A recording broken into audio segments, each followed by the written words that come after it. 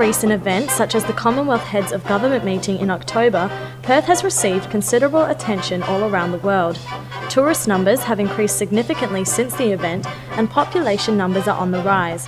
But will Perth ever be recognised as a global city such as London and New York? I spoke to ALFONSO de LANZO, owner of Sorrento Restaurant, CHEN, renowned Perth solicitor, and Alex BAINBRIDGE from the Socialist Alliance to find out their thoughts on Perth becoming a global city. I think it's been a tremendous metamorphosis since the early 60s.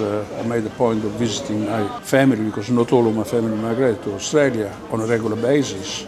And by doing so, I took trips which included Europe, the United States, Asia, Japan. Every time I go overseas, everyone asks me and everyone wants to come here because they can see, mass media such as youth television and others, they portray Perth or Western Australia for what it is. And obviously when they see whatever they see, everyone wants to rush and come and have a look at it. The mainstream media is very parochial.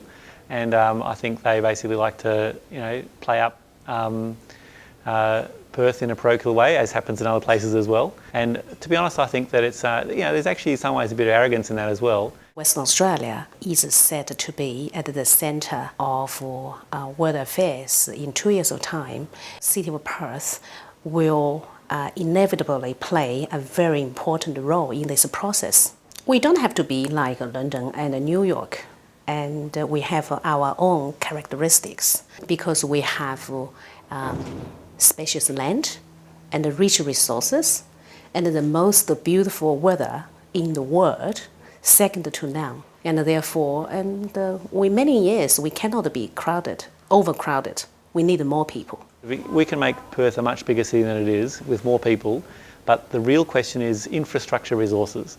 You can't imagine Perth being a nice place to live if it's a bigger place without more public transport, without more public housing. In London and New York, where we get ghettos and we get all sorts of, because too many people live in a very small precinct, in a small area, this is not likely to, well, certainly hasn't taken place in Perth, and I cannot see taking place either.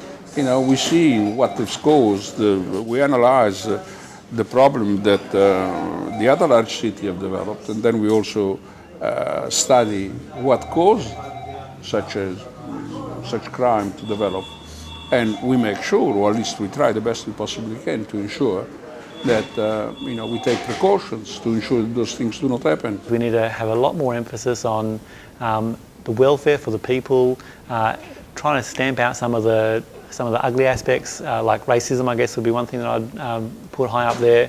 Homelessness. I mean, these are the sort of things that there really isn't any excuse for. Changes are inevitable, and we have to prepare ourselves. We have been living quite a quiet and isolated life, and we probably from beginning cannot get used to the changes, the increasing number of tourists. Obviously, more tourists to come here, the better it is for the hospitality industry.